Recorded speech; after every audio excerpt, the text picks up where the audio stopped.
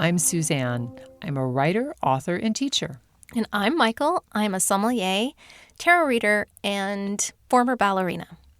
Welcome to All the Woo A to Z, where today we are on K for Kundalini. Kundalini.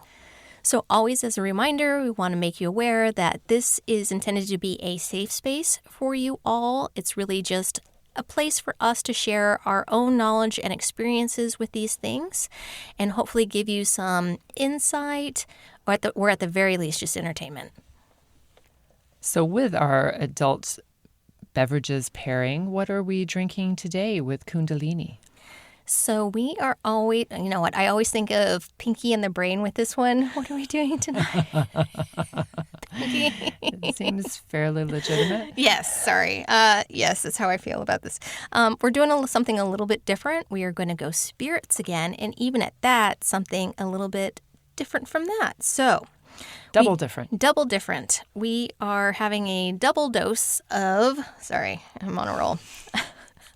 We're doing whiskey for all of you whiskey aficionados out there, and probably something you have not heard of before. This is a whiskey from India. The name of it is Paul John. It is a single malt whiskey from the Goa region in India. And obviously we wanted this to be, with Kundalini, its background and history originating with Hinduism, so we're making that connection there. But also that it is a spirit that rises up and also has quite a bit of heat on it, so similar to Kundalini. Which, for those of you who aren't aware, we're just going to call the sexy snake that lives in your spine. Yes. Suzanne's a big fan of the sexy spine snake. Alliteration. Yes.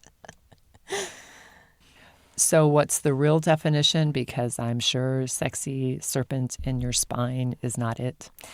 As much as you want it to be, it's not the official. If you want to get into it, the official Oxford Dictionary is latent female energy believed to lie coiled at the base of the spine.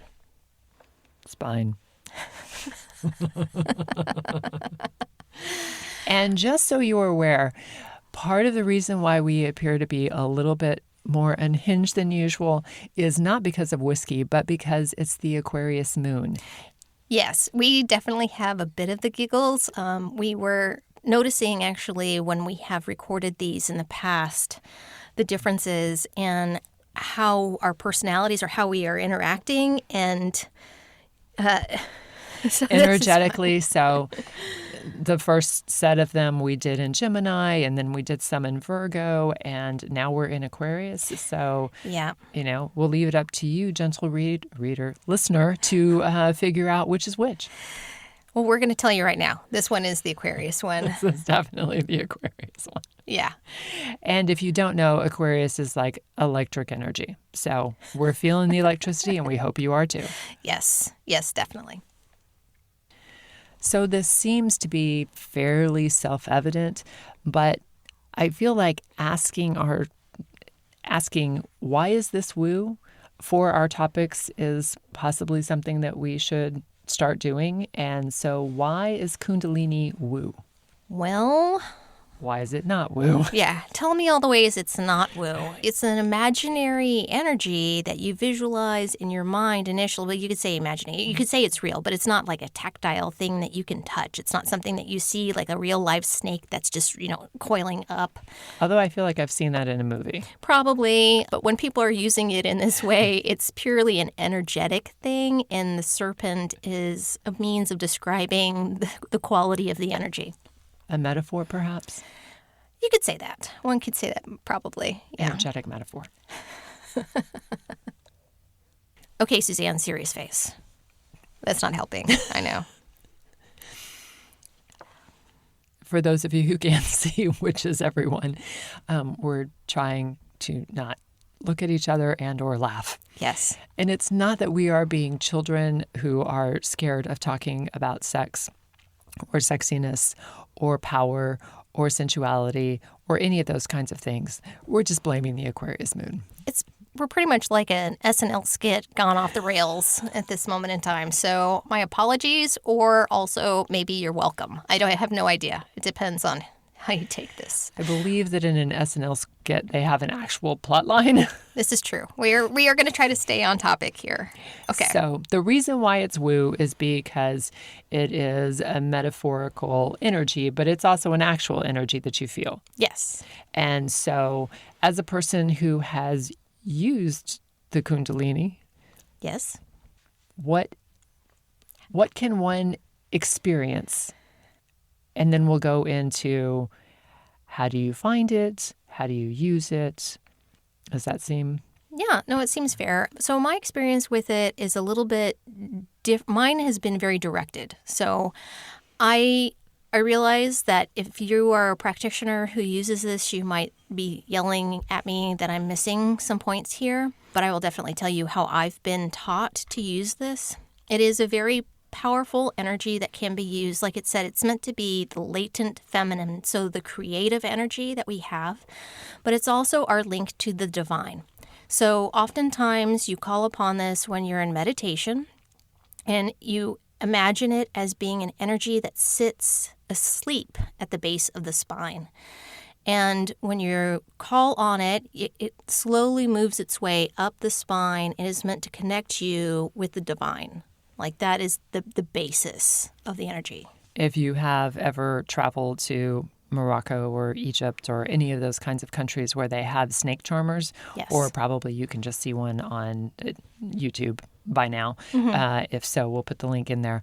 But a snake, when it rises, it doesn't rise straight up. It sort of moves in a spiral. Yes. But it's a narrow spiral because the snake is unwinding itself. And so that's how I picture what you're talking about, only it's moving kind of around your spine, sort of like the caduceus. Yes, absolutely. And a lot of people, the reason why we're saying this sexy spine snake, Because it's feminine energy. it is feminine energy, but there's also connection here with the sexual orgasm. You can equate it as being, if you've ever experienced that how that kind of moves from the core base of your torso and then moves its way up to your head. Sorry if I'm getting maybe more descriptive than you want it to be, but that is exactly kind of what we're describing here and why there's oftentimes considered to be a connection between what you experience in that act as well as while calling upon Kundalini, or it's often referred to as the same energy. I'm sorry, I'm making Suzanne. So how did you first tap into, possibly not the best verb choice, but tap into your Kundalini energy? You said you were taught. It was a spinal tap. Sorry. It was just there. I had to go for it. Okay, that was really good and points to you. Thank you. I'm hilarious. I know. How did you first get your spine tapped? Good question. I'm glad you asked. In case y'all can't tell, I have no experience with this particular thing. Indian, Hindu, yoga, all of that part of the world is just not part of my experience. So that is why Mychal is on the examining table, if you will. That's true. Okay, so how I was introduced to this, like I said, I was trained, I was taught how to use it in a very specific way. And I was, again, trained at the School of Metaphysics, and this is one of the things that they teach you to use.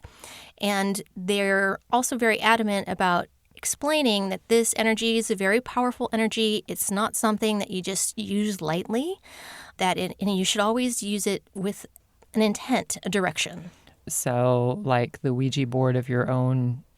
Of your own energy, yes. Yeah. Exactly. And we haven't done this episode, but we are both very much against using Ouija boards. Yes. That's Do not recommend.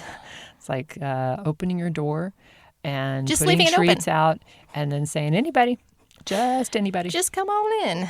Yes. And then never really knowing how to close it again. So. Yes, exactly. So this is kind of that same where you should have an intention and a direction behind it. So whether it's that you just really want to have that extreme connection with the divine through your meditation, that is one way that you can do it. That's not how I use it normally. I was taught to use it as a means of creation or manifestation. So I would use it in meditation again. So you sit, you do all your introductions to meditation, however you do that. And then you would start to activate the energy, which you're probably going to ask me how I do that. Oh, please tell us. What do you tap in order to turn on the energy? This is going to sound weird, but Like the rest of this doesn't. yes. So basically, if you were to like kind of clench your butt and do that again and again in order, I'm trying to use words that are not going to make everybody bust out laughing. I think we've passed that, but true. also, yeah, search engines. Yes. So you are basically like doing Kegels? Kind of, yeah. Kegels, but for the booty. Okay. Yeah. And in doing that, you kind of waken it, and then you use your visualization to have it move up your spine, and that it then reaches your head, at which point it then extends beyond your body at that point. So if I was trying to help manifest or create something, I then, in this kind of cloud that it creates in my imagination, that whatever it is that I'm trying to create. So let's say I'm trying to create a stuffed animal, a hippo stuffed animal, which, by the way, I do have one that's here, a hippo stuffed animal. And he's adorable. That says Cleopatra on the does. side of it It because does. we went to the Mardi Gras Cleopatra parade and got all kinds of great Egyptian stuff. This is one of my wins, for sure. So let's say I was trying to manifest this little Cleopatra hippo. I have the crocodile. They're friends. But I would very much imagine the size of it, the color of its ears, that it has a tail, that it says Cleopatra on the side. Like, I would get very detailed on all of this. And then once I have fully created what I want it to look like, then when I'm done using this energy, same thing. Don't leave the door open. You have to be very definite about cutting it off and calling it back in. So just like you wouldn't like have a snake that you pulled out of a basket and then walked out of the room and left. yeah. You want to put the snake back in the basket. Yeah, you don't want a free-range snake, even if it is your Your pet. own energy, yes. Yeah, you don't want it to do that.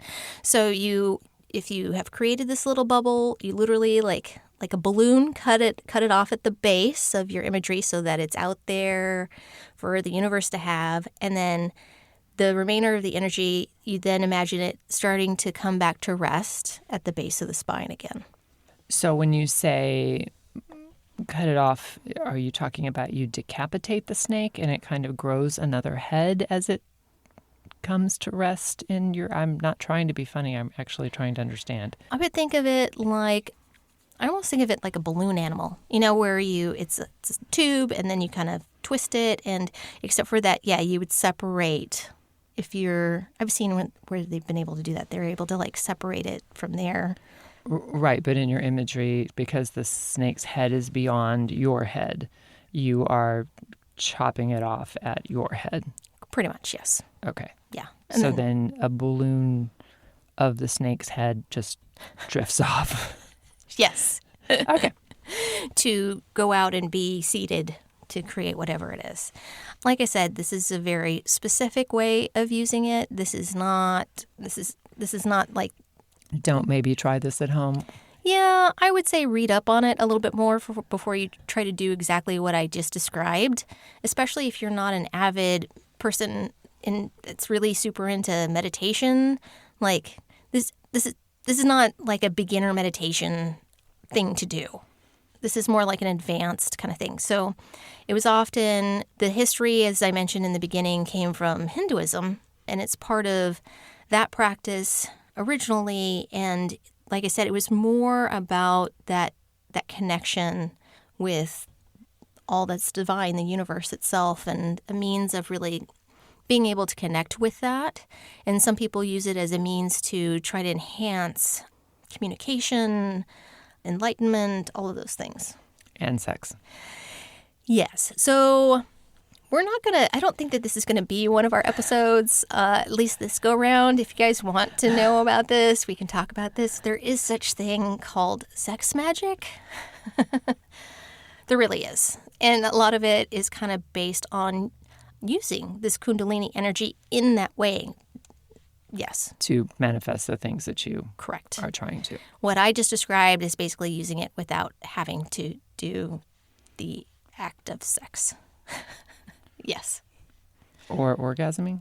Correct. Okay. Yeah. We have the parameters. So one of my questions is kind of for a person who is not into advanced meditation, who is not already practiced in so much of this kind of mind and energy expanding things, should they just stay away from Kundalini practices until they can charm a snake? Well, I don't know that you need to be able to charm a real literal snake, but I was speaking in metaphor. I'm just being very clear for everybody so that everybody knows. That's But fair. yes, but it's just more so that we're making you aware of what it is, especially if you start to, hang around in groups that talk about these kinds of things. If it ever comes up, that you at least know what it's about. I think that that's really important.